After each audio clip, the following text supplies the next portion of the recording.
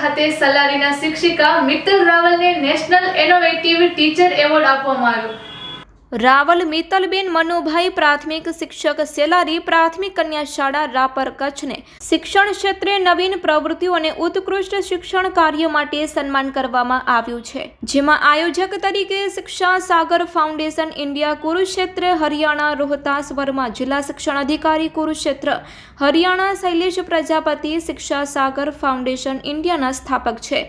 સુરેશ રાણા શિક્ષા સાગર ફાઉન્ડેશન ઇન્ડિયાના સ્થાપક દ્વારા સુશીલા જંગરા પ્રોગ્રામ કોઓર્ડિનેટર શિક્ષા સાગર ફાઉન્ડેશન ઇન્ડિયા સન્માનનું પ્રતિક અર્પણ કરવામાં આવ્યું હતું। રાષ્ટ્રીય શૈક્ષણિક seminar national innovative teacher award સમારોહ 15 નવેમ્બર 2024 કુરુક્ષેત્ર હરિયાણા ખાતે બોર્ડ ડોસી ટીમ દ્વારા 20 રાજ્યોના 155 ગોધર નવાચારી કર્મઠ અને કર્તવ્યનિષ્ઠ યોગ્ય શિક્ષકોને રાષ્ટ્રીય નવાચારી શિક્ષકોને સન્માનથી સન્માનિત કરવામાં આવ્યા હતા।